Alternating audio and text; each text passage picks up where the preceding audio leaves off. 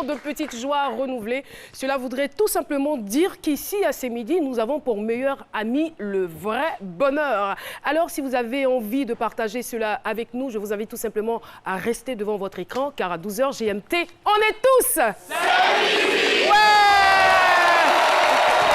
Invité Mbouye Koité.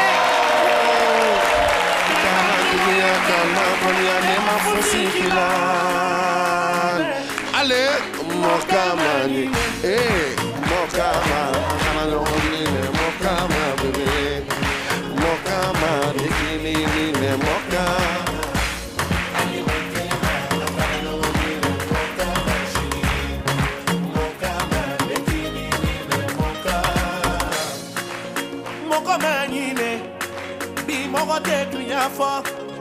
Uba fotu, uba focha wanye balifo. Ikana dugoyale, ikana koniale, bela geliale, le masima. Uyadanela, Mbouye Koité, artiste malien, lauréat du prix Découverte RFI 2017. En 2014, il a participé au concours Islande Talent Africa et en 2016, il obtient le trophée Tamani d'or Révélation et le trophée Africa Show meilleur artiste du Mali pour dire que c'est un artiste confirmé que nous recevons. Mbouye Koité, bonjour et bienvenue sur le plateau de ces midis. Ça nous a fait vraiment plaisir de démarrer cette émission avec vous, avec cette belle chanson. Bien sûr, le plaisir est à partager. Le plaisir est à partager. Je tiens à remercier toutes les Ivoiriens et les Ivoiriennes parce que je suis venu ici plusieurs fois en Côte d'Ivoire. Depuis 2014, j'ai fait le concours Island Talent Africa. C'était à Yamoussoukro. Voilà, je représentais le Mali. On m'appelait Kouaté du Mali. On m'a même dit de chanter en anglais. Je ne comprenais rien en anglais. Ça faisait tellement rire déjà. Et après ça, je suis venu ici plusieurs fois avec mon très cher ami Sidiki Diabaté. On a joué au palais, on a fait Boaké et tout. Voilà. Et là, vous êtes là cette fois-ci pour le FEMUA. Voilà, cette fois-ci, je suis là pour l'Institut français qui sont en partenariat avec le FEMIA. Le 17 passé, j'ai joué à l'Institut. Demain, Inch'Allah, je vais jouer au FEMIA. Inch'Allah. Merci infiniment. C'est un griot. Oui, allez-y très rapidement, Philo. C'est un griot, hein, c'est un griot. Koité, Koïta, Keïta, vous êtes un griot. Ouais, est-ce qu'on peut faire un petit truc, c'est midi, Caroline, Philo, griotiquement parlant. Ouais, mais parce que c'est ça. Il est grave, ce monsieur. Ouais, faites, allez-y, allez-y. Soir,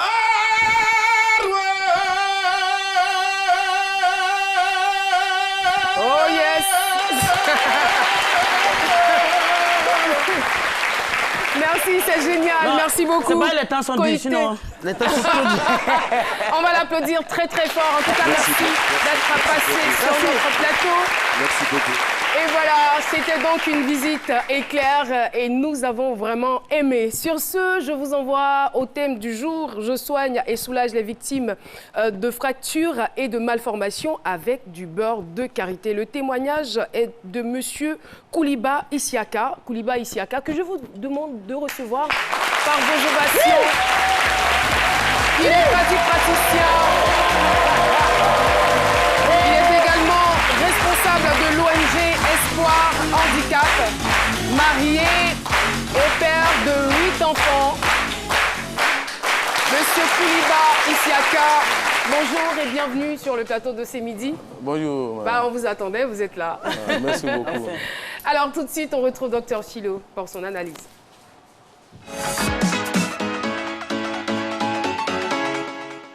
Merci, bienvenue. Monsieur, vous êtes mon homonyme, je m'appelle Issiaka également. Hein, donc, Omo, ça va? Ça va. Bienvenue, merci beaucoup Merci. de faire valoir ces vertus du beurre de karité. Mais le beurre de karité, c'est naturel. Hein. Moi, je dis l'Afrique, c'est le berceau de l'humanité. Et la nature, l'Afrique est également la mère de la nature. Donc, le karité, on ne le retrouve pas partout. Hein. C'est en Afrique, hein, je crois, en Afrique centrale, en Afrique de l'Ouest. C'est pas partout on trouve. Donc, c'est naturel. Donc, je dis que les vertus du beurre de karité sont multiples. Aujourd'hui, c'est quand les gens mélangent là, c'est ça qui fait que c'est le plus beurre de karité. Beurre de karité ne doit pas monter d'avion. Une fois ça monte d'avion, ça arrive l'autre, c'est le plus beurre de karité. Naturellement, ils se traitent ici, c'est comme ça. Quand les femmes accouchent, le beurre de karité pour adoucir la peau, même le cordon ombilical. C'est pourquoi je dis, je vois des enfants qui menacent leur propre maman. Quelqu'un qui t'a mis au monté. Maman a été giflée. Hein. C'est qu'on ne lui a pas passé du beurre de karité, oui, c'est ça? Oui, mais le beurre de karité sur le cordon ombilical, il tombe seul. Et quand il tombe, l'enfant même, il est là, mère. Oh mère, il respecte sa maman.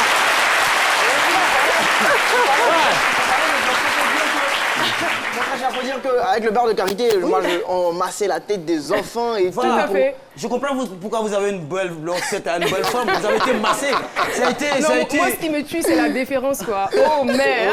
Oui, mère, respect. Mon avocat m'a été ici. Ça, c'est pas beurre de karité. Il n'a pas connu le beurre de karité. Et nos parents, mais nos mamans, au village, on ne connaissait pas les shampoings. C'était le beurre de karité, ça pousse naturellement. C'est-à-dire, ça pousse, c'est ça. Et c'est moins cher. Et les filles même qui veulent faire dépenser garçons, là, ils n'aiment pas beurre de karité. Mais c'est ça, pour 50 francs, 25 francs, ça peut faire au moins un mois avec vous. Donc merci de faire valoir, ça se consomme, vous êtes là, vous êtes un professionnel. Les trucs, les fractures, vous les collez. Ne voyez pas ce monsieur-là, ne vous prenez pas pour un génie là, les incantations. Non, le beurre de qualité est naturel. Et la nature est généreuse. Tout ce que vous demandez à la nature, elle vous donne. Docteur nous, à l'époque, on draguait une fille. de son témoignage. Non, l'écouter c'est naturel. Quand c'est pas mélangé, à l'époque, quand tu dragues une fille au village, tu prends beurre de qualité. Si c'est Namnata, tu dis Namnata, aime-moi, elle va t'aimer. Parce que la nature est généreuse. Voilà. Donc, moi, je dis. Ça, on ne savait pas. D'accord, Philo, pour finir? Pour finir, je dirais que ce monsieur nous attend. Franchement, c'est vrai, j'ai un peu mis la charrière, on attend votre témoignage. Et je dis que montrez-nous tout ce que vous savez faire. Ne cachez rien, pardon. Moi, j'en ai besoin. J'en ai besoin. Vous êtes des enfants, des cousins, des neveux qui tombent chaque fois de l'escalier. J'ai besoin de masser sans les envoyer à l'hôpital. Merci beaucoup. Et voilà. Et voici donc la question qui va nous conduire dans le micro-trottoir. Connaissez-vous des personnes qui soignent les fractures à partir du beurre de karité? C'est parti. J'ai beaucoup vu des gens qui peuvent soigner la fracture avec le beurre de karité.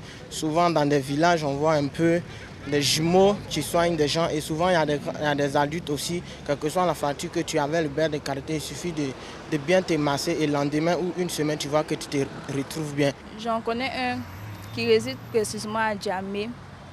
Il répond sous le nom de M. Isiaka. Il masse avec le beurre de karité. Il soigne toutes sortes de fractures, que ce soit le pied, le bras. Après, ce que j'aurais entendu, c'est qu'il ne prend pas l'argent. Lorsqu'il te soigne et que tu guéris, c'est selon toi le don que tu veux lui remettre qu'il accepte. Il accepte les dons, au fait. Oui, je connais certaines personnes et j'ai déjà vu, à Divo, il y a eu un frère qui a eu une fracture et un monsieur, nous sommes partis le voir et il a fait le traitement. Ça n'a pas duré et c'est passé. Par contre, il y a d'autres qui prennent de l'argent. Par contre, il y a d'autres qui ne prennent pas. Je connais des personnes qui soignent la fracture avec le beurre de karité à Djamé. Mais je connais un monsieur, lui, quand tu as une fracture, tu viens, il prend pas l'argent, il prend 5 francs. Comme 5 francs, c'est important. Donc, arrivé là-bas, tu donnes 5 francs, il te masse où tu as mal là. La fracture, il masse bien normalement. Tu vas, tu vois qu'un jour, même le lendemain, le mal passe.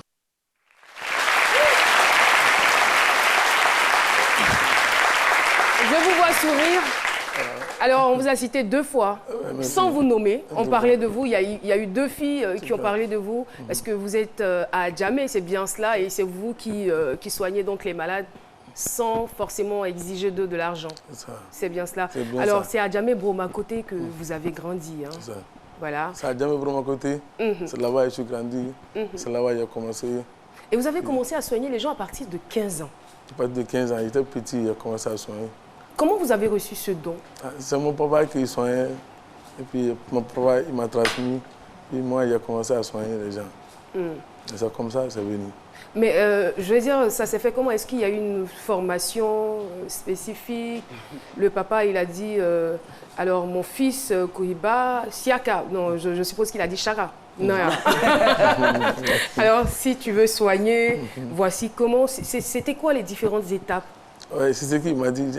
Chaka, il m'a montré. C'est comme si j'étais là, quoi. C'est ça. Puis il m'a dit de ne pas demander de l'argent. On ne demande pas l'argent. Et puis on soigne gratuitement. Et puis si tu es guéri, c'est toi-même, ton cœur et puis ton foie. Si tu amènes quelque chose pour nous, c'est ça. Si tu n'as rien donné, c'est ça. On ne te demande rien. C'est comme ça le vieux a dit de travailler. Mais le vieux, il vous a expliqué qu'il a eu ça comment? Lui aussi, son papa, il a transmis. C'est comme ça. C'est des pères et un fils. Donc vous aussi, vous allez le transmettre à vos enfants? Inch'Allah. Mais pourquoi vous ne le transmettez pas, je dirais, à vos cousins, à d'autres personnes? On ne peut pas transmettre à l'autre personne, si ce n'est pas ton enfant. Parce que moi, mon papa, il m'a montré. Moi, il a montré à mon enfant, c'est comme ça. Mais qu'est-ce qui va se passer si vous essayez de communiquer ce don-là à d'autres personnes? C'est pas pour lui, il ne sait pas comment c'est fini, il va gâter. Hein? C'est nous, on sait comment c'est fini, donc c'est la famille. S'il n'a pas de la famille, il n'a pas de famille. Vous essayez de communiquer ce don à votre fils. Vous ne pouvez pas l'obliger quand même à accepter ça. S'il refusait, là, ça s'arrête là. Oui, là, ça s'arrête. Et nous, on s'est blessés, on fait comment? S'il demande l'argent, c'est pas bon. On ne doit pas demander l'argent. C'est gratuitement, on ne demande rien. Mais vous avez 8 enfants. Vous avez 8 enfants. J'ai 8 enfants. Est-ce que eux tous seront formés? C'est les garçons, ils vont faire. Seulement les hommes, pas les femmes. Exclusion. Pourquoi? C'est comme ça. C'est de la discrimination, ça. Les femmes, elles vont partir dans... Les femmes, elles vont prendre l'argent. Bon.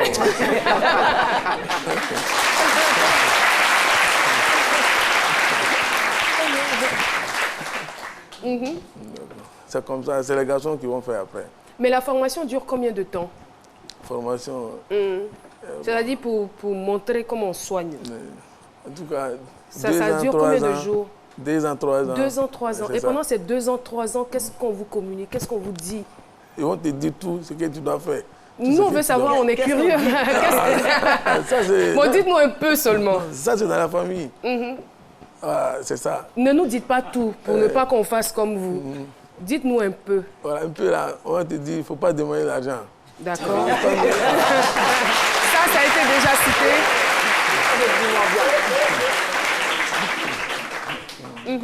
C'est ça. Là, tu ne vas pas demander l'argent. Il ne faut pas demander l'argent. C'est ça. Il y a encore d'autres principes? Non, le principe, là, ça, c'est la famille. Mais après, est-ce que vous n'avez jamais été tenté de demander de l'argent? Parce qu'il y a des réalités. Vous avez quoi, 8 enfants, c'est ça? 8 enfants. 8 enfants et tout. Et il y a des charges au quotidien, au jour le jour. Souvent, vous avez des cas mais graves. Et si vous demandez de l'argent, ça peut vous aider à subvenir à vos besoins, à ceux de votre famille et tout. Ça ne vous a jamais traversé l'esprit? Jamais. Il n'y a pas quelqu'un qu'on a soigné, on a demandé de l'argent. Jamais. Mais dans ce cas, comment est-ce que vous vivez? On ne va jamais faire aussi. Comment vous vivez alors? Des bonnes Comment volontés. vous subvenez à vos besoins? Quelqu'un son pied peut se casser. S'il est guéri, appelle la guérison. Il peut venir avec savon, avec 1000 francs pour dire, ah, tiens, tu m'as soigné, je suis content, tiens. D'accord. C'est-à-dire que vous pouvez... Je comprends, c'est-à-dire que vous pouvez recevoir de l'argent, mais vous ne demandez jamais auparavant. C'est la personne lui-même. La condition, là, c'est de pouvoir soigner gratuitement. Rien attendre en retour. Sans rien attendre. Sans rien attendre. Maintenant, si la personne que vous avez soignée veut vous faire un don, voilà, vous l'acceptez volontiers. D'accord. Est-ce qu'il y a des personnalités que vous avez déjà soignées? Personnalités, oui, il y a des personnalités qu'on a soignées. Qui vous retrouvent aussi dans votre cabinet ou comment ça se passe? Bon, ils viennent là-bas, on les soigne. Et s'ils sont guéris, ils s'en vont. Il y a des joueurs dedans aussi. Ah, des joueurs aussi. Oui, il y a des joueurs dedans. Un joueur comme Djibril Cissé, comme ça, son pied était cassé, il est passé là-bas. Puis Kolo Touré, il connaît là-bas. Et puis Aruna, il connaît là-bas, il est passé là-bas. Dieu n'est pas encore arrivé là-bas. Kopa Baye, Dieu, il connaît là-bas. Mais essayez de nous expliquer, il paraît que c'est très efficace ce que vous faites. Vous soignez en combien de temps selon les blessures? En fonction des blessures. Quel est le temps qui vous est imparti pour soigner un malade? Il y a des fractures qui durent 2 mois. Il y a des fractures qui font 4 mois, il y a des fractures qui font 6 mois.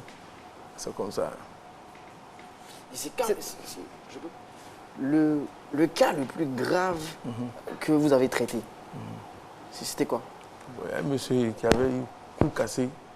Il a fait accident de moto et puis son cou est cassé. Vous avez replacé ça? Oui, on a replacé ça. En combien de temps? Ça vous a pris combien de temps? Ça nous a pris 6 mois. 6 mois. Ouais. Il s'appelle Bakary. Il a essayé d'avoir des Bassam. En Annie, c'est là-bas il est. Et il n'y a pas que les personnes d'un certain âge que vous soignez, il y a aussi des bébés. Il y a des bébés nés, bébés un jour, bébé rouge, bébé. Bébé né. Bébé rouge. Oui, bébé. Nouveau. Nouveau-né. Le nouveau-né. Voilà, on a des images. Par exemple, le nouveau-né qu'on vient de voir, qu'on voit maintenant à l'écran, là, qu'est-ce qu'il avait? Dans l'accouchement, et puis l'épaule était déboîtée. L'accouchement était difficile. Voilà, là, c'est déboîté. Voilà. Là, c'est ça. Et puis, on a soigné. Bébé, là, ça va. Ça va maintenant? Ça va maintenant. Ça vous a pris combien de temps? Ça vous a pris 1 mois. Mais vous travaillez avec qui? Est-ce que vous avez une équipe, des personnes? Enfin, je dirais peut-être vos enfants. Non, on a une équipe, vraiment, tout est... C'est qui? Composé de combien de personnes? Bon, on est 7 personnes qui nous aident. Ils sont venus bénévolement pour nous aider. Ils n'ont pas salarié. Mais ce n'est pas des membres de la famille? Non, ce n'est pas des membres de la famille. Ils sont blessés, ils sont venus rester avec nous, nous aider à soulever les malades, à laver les malades. C'était des anciens blessés? C'est ça, ouais. Mais vous ne voyez pas que ça sera quand même un peu méchant de ne pas leur apprendre à soigner? Ça va aussi vous décharger parce que vous m'avez dit que vous recevez en moyenne 300 personnes par jour. C'est ça. Vous seul, vous faites comment pour recevoir 300 personnes? Ouais. Je commence le matin jusqu'à la nuit. Matin à partir de quelle heure? Bon, à partir de 9h, je suis là-bas jusqu'à 1h du matin. C'est ça. Il n'y a pas de permanence quand vous voyagez, il y a des gens qui sont là quand même. Mais quand vous n'êtes pas là, c'est qu'il n'y a pas de boulot. Oui, ça a arrêté. Mais moi, je veux savoir, je suis quand même un peu curieux. Vous dites, mais Philo, pardon, avant d'aller plus loin, ils tombent malades aussi, non? Oui. Vous tombez malade parfois? Alhamdoulilah, vraiment. Ou bien vous avez le secret encore de ne pas tomber malade? C'est de famille. Vous avez le secret pour ne pas tomber malade? Non, alhamdoulilah, vraiment, ça va. Ça va bien. Oui, docteur Philo. Tenté de demander le savoir, au fait, parce que c'est vrai, c'est le beurre de qualité. Je suis sûr qu'il y a beaucoup de personnes à la maison qui se demandent, mais qu'est-ce qu'il dit sur le beurre de qualité? Pardonnez, je ne vous demande pas de tout dire, mais dites-nous un peu quand même.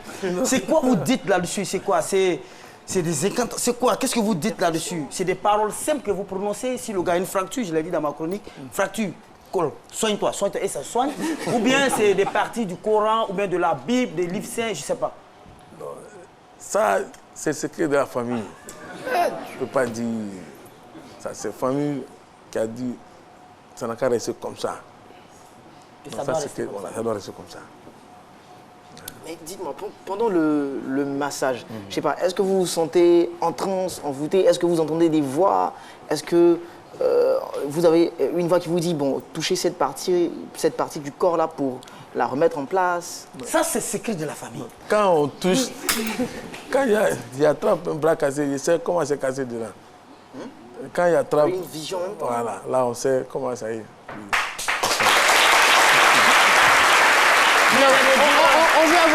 On veut avoir plus de détails à ce niveau-là. Donc, lorsque vous tenez son bras, s'il vous plaît. Je touche du bois, mon bras, il n'est pas cassé. Non, son bras n'est pas cassé. Mais je veux dire que... il n'est pas gentil. C'est-à-dire que juste comme ça, au toucher, vous savez si c'est une entorse, si c'est une fracture, si c'est une double fracture. Vous n'avez pas besoin de faire de radio. Vous ne dites pas aux malades, non, allez d'abord faire vos radios avant de venir. Non. Si la personne est guérie, c'est vous-même. S'il nous demande, il pas aller faire radio, on dit, bon, il faut aller faire radio. Non, il n'a même pas besoin de faire la radio avant de venir. C'est-à-dire, vous le scannez à partir du toucher. Waouh. Afrique pour l'Afrique. C'est vraiment dommage qu'on ne fasse pas partie de votre famille pour hériter du don. Merci. Alors, vous êtes sur le plateau aujourd'hui de C'est Midi. C'est quoi le message que vous voulez envoyer à tous ceux qui vous regardent? En tout cas, où on soigne là, vraiment, le coin n'a pas... L'accès n'est pas facile. Puis on n'a pas une bonne place pour soigner les malades. Si on a un grand espace pour bien arranger... Accueillir plus de malades. C'est la plus grande difficulté. C'est la plus grande difficulté. Vraiment, si on nous aide à gagner un grand l'espace. Vraiment, ça nous... J'espère que ça ne va pas gâter le médicament. Si on a un grand espace, ça va pas gâter. Comme ça, si c'est l'argent, alors on ne prend pas l'argent. C'est ça la peur. Kouliba Isiaka, qui est donc praticien depuis 1992. Sa dénomination, c'est rebooteur. Voilà, donc tout ce qui est fracture, tout ce qui est entorse, on va dire, il finit avec quoi. En tout cas, on est heureux de vous recevoir sur le plateau. Et une autre information qui nous parvient, vous avez été fait chevalier dans l'ordre du mérite ivoirien. C'était en quelle année? 2016. 2016.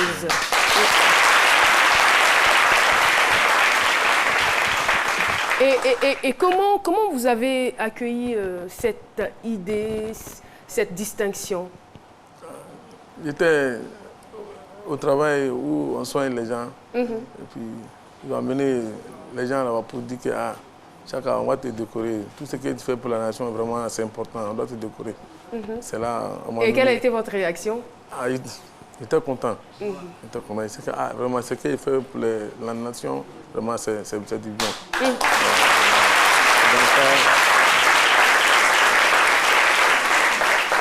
C'est ça, il a été décoré par Arrête Dagui Diabaté en 2016. En 2016. Et je veux dire, dans votre travail au quotidien, c'est vrai qu'il y a beaucoup de personnes, mais en dehors de cela et en dehors de ce que vous avez cité par rapport au cadre, est-ce que vous avez rencontré des malades qui étaient vraiment difficiles, des cas qui étaient compliqués, que vous n'avez pas réussi à soigner? Il y en a tout. Il y a des cas qui sont très compliqués. Si on sait que ça, on peut faire, on ne touche pas. Il y a des cas là, moi, je me suis réalisé que ça, là, on ne peut pas, vraiment, on laisse. Et c'est quoi la gravité? Qu'est-ce qui fait qu'on ne peut pas soigner un malade? Si le pied est broyé, puis tous les nerfs sont coupés, il n'y a rien dedans. Il n'y a pas d'os dedans, ça, on ne peut pas soigner.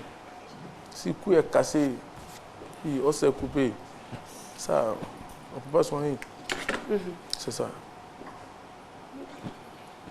D'accord. Vivement que vous ayez des locaux encore plus grands, parce que moi je vais demander, c'est une histoire de douleur, hein, je vais dire. Est-ce que par moment, est-ce que vous avez, vous faites des anesthésies, tout ça, parce que c'est la douleur, vous soignez. Donc les gens crient là-bas. Oui, ils crient, ouais. Donc c'est pourquoi vous voulez un grand local pour aller loin de la ville, pour les gens crient, pour se réveiller les gens. Non, je ne pense pas, c'est pour accueillir le... Mais comment vous calmez ça? Parce que quelqu'un qui a une fracture sans anesthésie... Ça fait mal, hein. Il faut bien soigner. Là, ton nom reste toujours. Premier jour, il faut bien soigner, bien arranger. Mais je veux dire que c'est vrai que même si on vous trouve un local, vous allez travailler, je veux dire, avec la même intensité, puisque vous êtes seul. Vous n'avez pas formé d'autres personnes qui pourraient vous remplacer, parce qu'en ce moment où vous êtes à la télévision, les gens vous attendent là-bas. C'est ça. Même si on vous octroie un grand local, c'est vraiment pas évident. Il y aura toujours du monde. Vous ne pensez pas à comment pallier cela, comment trouver une solution? Solution, on a des enfants. Après, ils n'ont pas encore l'âge? Oui, il y a un qui a 12 ans. Quand ça dit, Inch'Allah, ils vont commencer à m'aider. C'est à partir... Il y a un âge requis? Ouais. Si tu as 15 ans déjà, tu peux commencer. Ah, c'est à partir de 15 ans. Ouais. Il y a beaucoup de principes quand même. Et est-ce qu'il y a des malades qui reviennent après pour se plaindre? C'est vrai, vous avez soigné mon pied, mais j'ai eu des problèmes avec l'autre pied, ou bien depuis ce temps, je ne me retrouve pas. Il n'y a jamais eu ce genre de problème. Merci. C'est bien. Et vous avez mis sur pied une ONG qui s'appelle l'ONG Espoir Handicap. Espoir Handicap. C'est ça. Et comment elle fonctionne aujourd'hui? ONG Espoir Handicap, on a eu l'idée d'organiser une ONG Espoir Handicap pour soigner les malades. Il y a beaucoup d'hommes vraiment qui ont un pied cassé, vraiment ils souffrent. Si ça, on a organisé ONG pour les aider. C'est ça. Merci beaucoup. On va l'applaudir très fort. Kouliba Issiaka, merci d'être venu témoigner donc sur le plateau de ce midi. Sur ce, on va retrouver le sage Kassi.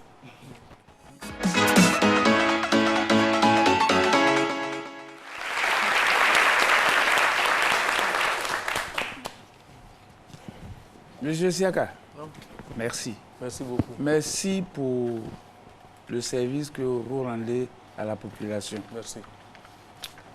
Vous savez, la médecine traditionnelle africaine est une médecine qui est très mystérieuse. Elle est très intéressante, elle est efficace. Elle est très intéressante dans la mesure où elle est naturelle. Donc elle soigne en profondeur, elle est douce et peu toxique. Malheureusement, cette médecine n'est pas assez connue et elle est confrontée à 3 problèmes majeurs. Il y a d'abord le problème des imposteurs. Il y a des gens qui se font passer pour des guérisseurs, mais qui ne sont tout simplement que des escrocs. Ça ternit l'image de cette noble médecine qu'on gagnerait beaucoup à organiser, à développer. Il y a aussi le problème du diagnostic. Heureusement, dans votre cas, c'est plus aisé. Avec l'expérience que vous avez, vous arrivez à détecter les fractures, la nature, l'aspect de ces fractures. Mais dans certains cas, ce n'est pas évident pour certaines maladies. Parce qu'il y a des maladies qui ont des symptômes qui se ressemblent. Et ça fait que quand on n'est pas vraiment versé dans l'art, on se trompe. On traite une autre maladie alors que ce n'est pas ça. Il y a aussi le problème de l'organisation. Vous en êtes victime. Il faudrait que le milieu soit bien organisé. Et il y a une activité qui est initiée déjà au plan national et nous en attendons beaucoup. Maintenant, s'il y a un conseil à donner, c'est bien par rapport à ces 3 problèmes majeurs dont souffre le milieu. Il faut d'abord, avant d'aller voir votre praticien, quand vous êtes malade, de diagnostiquer votre mal dans un hôpital. Comme ça, vous arrivez au niveau du praticien et il sait exactement de quoi vous souffrez. Ça peut l'aider, ça peut l'orienter à vous aider plus efficacement pour ne pas se tromper et traiter une autre maladie qui n'est pas le vôtre. Ensuite, pour tomber sur les vrais, pour ne pas aller se faire gruger par un imposteur, il est préférable de procéder par témoignage. C'est-à-dire, vous exploitez les témoins, les témoignages et de bouche à oreille, de personnes interposées, vous pouvez parvenir à ceux qui sont vraiment, réellement versés dans l'art de guérir par les plantes. Et ça peut être à votre avantage. Voilà les petits conseils que je pourrais prodiguer dans ce sens. Merci beaucoup. Merci le sage pour ces conseils, on dira précieux quand même.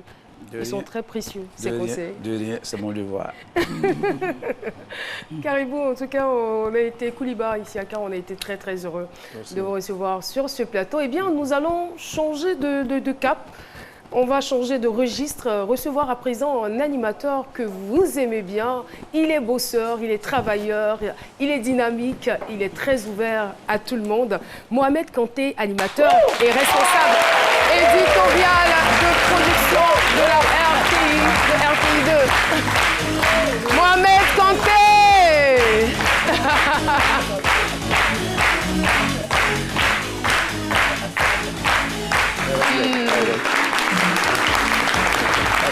Momo. Et voilà, Mohamed Kanté, animateur et responsable éditorial de la production de RTI 2 est notre invité. Avec lui, nous allons parler d'un programme hommage aux champions du Zouglou qui nous a brusquement quittés dans la nuit du 30 au 31 mars dernier. Mohamed, bonjour et bienvenue. Bonjour à toi Caroline, bonjour à ce public-là, bonjour à toute l'équipe. Effectivement, Désir Champion sera célébré sur RTI 2 le vendredi 20 avril à partir de 21h30. Nous allons dérouler 3 heures de programme pour rendre hommage à cet artiste qui, tour à tour, a égayé le public du Zouglou. Également, il a connu l'univers carcéral. À sa sortie de cet univers-là, il va devenir pasteur. Donc, il met le crochet à toutes ces cibles-là. Et nous avons trouvé très important de revenir sur les temps forts de sa vie et aussi de terminer cette soirée avec un concert qu'il a donné, qu'il a baptisé le Jubilé. C'était le 1er avril 2017 au Palais de la Culture, dans la salle Anoumambo. Dans cette salle-là, vous connaissez la capacité, 4000 places. Tout à fait. Et selon les informations qu'on a reçues, ça sera vraiment une émission riche en émotions et en révélations. Oui, oui, beaucoup d'émotions, beaucoup de révélations. Désir Champion, autour de lui, il y avait comme une orchestration de sa disparition, comme si on voulait préparer l'opinion à ce moment-là tragique. Comme si l'artiste lui-même comme s'il y participait. Je donne quelques points. Il a baptisé son concert le Jubilé. Vous connaissez un jubilé, après le jubilé, il y a une idée d'inertie derrière. Et dans le spot de ce concert-là, on a dit que c'était un concert d'adieu à son public du Zouglou. Et pour terminer, son dernier album s'appelait L'Hôpital. Alors donc, lorsqu'on a fait le travail autour, on a remarqué que bon, si on place ça dans le contexte d'aujourd'hui, sincèrement, on peut dire que l'artiste aussi... C'est comme s'il pressentait en fait son les départ. artistes sont vraiment inspirés lorsqu'il s'agit de s'y prendre par moment.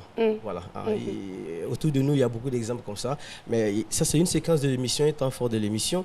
Il y a aussi des vidéos inédites, une interview donnée par Désir Champion à l'un de nos confrères, interview jamais diffusée, qui sera ce jour-là sur du grand public de RTI2. Dans cette interview, il parle de l'après-Désir Champion. Il parle par exemple de ce qu'il faut faire de son église, de ses enfants et tout ça.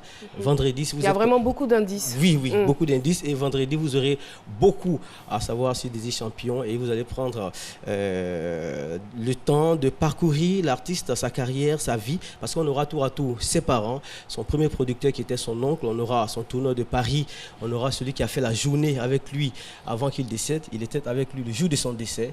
Donc vendredi 20 avril à partir de 21h30 sur RTI2. Il y a tout à voir sur Désir Champion. Merci infiniment. Merci Caroline. Nous sommes obligés d'adopter ce ton qui va avec, mais ça sera vraiment une émission à ne pas rater. Il faut absolument regarder cette émission pour comprendre le parcours et la personne de Désir Champion. Je rappelle donc la date, c'est demain à partir de 21h30 sur RTI2. Merci Caroline. Mohamed Kanté, merci d'être passé merci à toute l'équipe. notre plateau. Vous êtes très bon. Merci. Et voilà, l'émission se poursuit, très chers téléspectateurs et spectateurs. Et on ne va pas partir, on ne va pas fermer le chapitre des décès. Malheureusement, ça fait aussi partie de la vie. Il y a un des nôtres qui s'en est allé.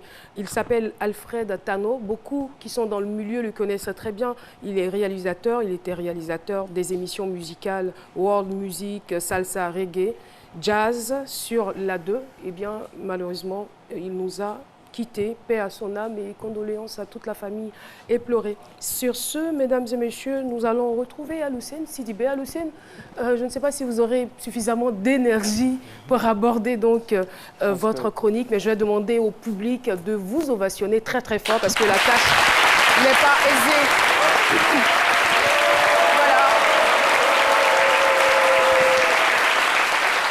Et que Dieu veille sur nous tous, que Dieu veille sur la Côte d'Ivoire. Aloussène Sidibé, c'est innovant, c'est maintenant. C'est maintenant.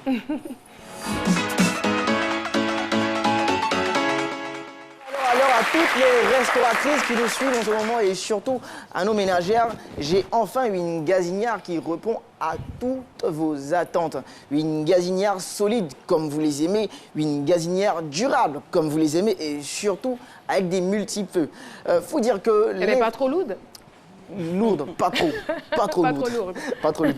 Faut dire que généralement, les restauratrices, elles ont un véritable problème lorsqu'elles doivent faire la cuisine. C'est que la manière de cuisiner les plats africains et les plats européens sont différents. Parce que pour cuisiner un plat africain comme le kabato ou le plat kali, il faut de l'énergie en fait.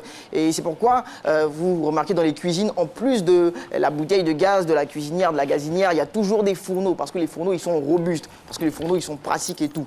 Et comme ça, monsieur Anewa Jean-Charles, l'inventeur du jour, a imaginé de mettre au point, sinon de concevoir une gazinière qui répond à cette robustesse-là, à ce problème de robustesse-là. Donc il a conçu une gazinière solide, oui, durable, oui, et aussi avec des multifeux. Parce que avec les gazinières, l'avantage c'est qu'on a la chance d'utiliser, d'aller en multitâche, donc de cuisiner le riz, en même temps de faire la sauce et de faire une petite grillade au milieu. Et pour la cuisine africaine en général, notamment les kabatos, tout ça, là, on peut faire le kabato. Effectivement, d'où la robustesse de son invention. Et son invention... Mais pourquoi quand vous dites l'Afrique et les plats africains, c'est robustesse, tout ça, quand même... Ou même là, vous traitez pour nous là comme ça, les deux mots... Non, c'est pas comme ça. Après, faut dire que... Non.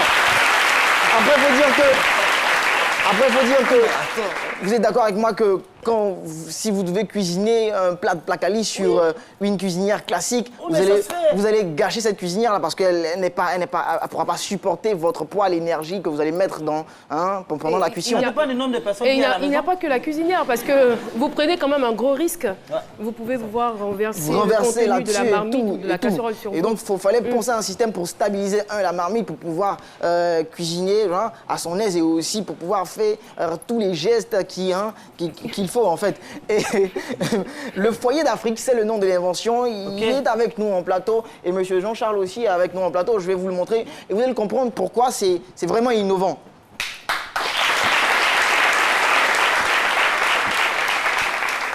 Comprenez que ça, c'est fait en acier, vous comprenez? C'est fait en acier. Et donc, regardez, écoutez, même le son, regardez, c'est vraiment solide. Et avec ça, on a la capacité de mettre une grosse marmite, ça dépend de vous, de mettre une marmite, de stabiliser la marmite là sur le foyer et de cuisiner à son aise. Et c'est cet avantage-là qu'on n'avait pas avec les cuisinières classiques, avec les gazinières classiques. Et cette idée, on la doit à ce monsieur qui est à côté de moi là. Voilà. Après dites-nous, c'est le fruit de combien d'années de labeur? Environ 10 ans d'années de labeur. 10 ans d'années de labeur. Il faut dire qu'en plus de cette cuisinière, parce que c'est pour les restauratrices, il a pensé bien de faire aussi d'autres gammes. Donc la gamme pour les fritures, la gamme pour les... Poissons fumés. Oui. Poissons braisés, pour le soukouya. Ok, mais moi j'ai une question vite. À quelle étape de votre projet on est? Là, je sais que ça c'est un prototype.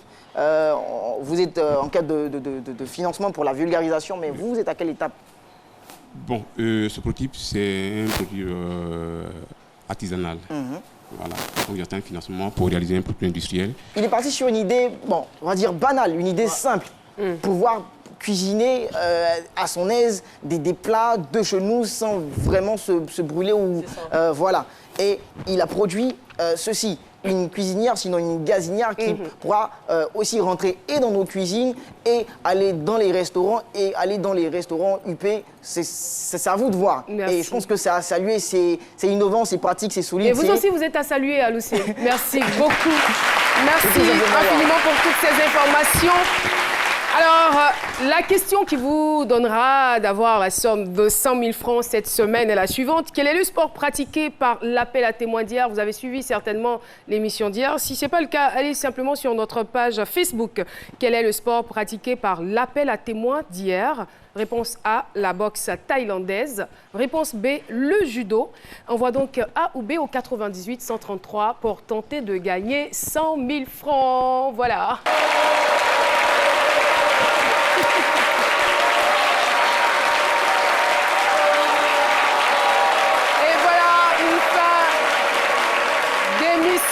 Qui s'annonce très bien.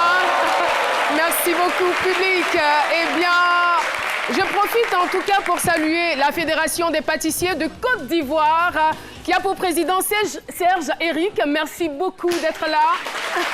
Il y a aussi l'Association des femmes pâtissières de Côte d'Ivoire dont la présidente est Oussou Flora. Merci beaucoup pour le gâteau. Elle nous a offert un gâteau. Et puis, nous avons aussi le cours secondaire méthodiste de Côte d'Ivoire et le collège Pierre-Charles III. Merci infiniment de votre présence. Ah, ça c'est pour l'équipe. Merci beaucoup. C'est gentil. Bisous. Ah, vous avez bien profité, hein. Merci beaucoup. Eh bien, sur ce plateau, nous avons donc le président Ebi Kadjo, chef pâtissier. Il est le président de l'association des pâtissiers professionnels de Côte d'Ivoire, en acronyme APAPSI. Bienvenue à vous. Merci. Alors, l'association existe depuis 2011, c'est bien cela? Bien ça. Et quels sont ses objectifs? Les objectifs de l'association que j'ai pris les règles, ça fait 4 mois. Alors, nous envisageons toucher tous les pâtissiers. Et de ce fait, nous avons fait un tour dans toutes les villes. Et on a eu à réunir les délégués. Et aujourd'hui, nous sommes là pour dire à tous les pâtissiers professionnels, partout où ils soient, de venir qu'on se mette en association parce qu'on a un projet commun. Et voilà. Le projet commun, c'est lequel et quels seraient donc les intérêts pour les différents pâtissiers de pouvoir se mettre en association avec vous, de pouvoir adhérer à cette association-là? Bien évidemment, quand on parle d'association, il faut une cotisation. Alors, ce qu'ils vont cotiser, nous faisons déjà un métier à risque et comprenez que on est capable de se mettre ensemble et créer une assurance. Mais justement, je pensais à ça, je dis, mais c'est que les policiers... Un métier à risque parce que nous utilisons les gaz, nous utilisons les fours, et nous sommes toujours debout. Et comprenez que c'est difficile. Mais vous prenez les dispositions, je veux dire. Oui, nous prenons les dispositions, raison pour laquelle... mettre le sel à la place du sel. Non, raison pour laquelle on veut se mettre ensemble pour devenir plus fort. C'est cela. Avoir une assurance qui va faire la couverture. Effectivement. Et créer à l'avenir des compétitions au plan national, pourquoi pas? Bien sûr. Et nous sommes liés à la fédération. Donc, ce qui veut dire que... Il serait quand même bien qu'on ait aussi l'association des animateurs. Oui. Voilà, parce que c'est un métier à risque aussi. À beaucoup de risques. Oui, en tout cas, je suis tout à fait d'accord. Je suis tout à fait d'accord avec vous parce que on observe ici même en Côte d'Ivoire et partout ailleurs, on va dire, il y a des corporations qui arrivent à se mettre ensemble. Il y a même des nationalités qui se mettent ensemble et plus vous vous mettez ensemble, plus vous devenez plus fort.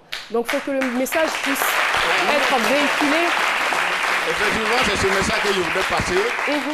Aujourd'hui, vous comprenez qu'il y a le président de la fédération qui est là. Il y a certaines personnes qui sont là, qui ont été mes formateurs.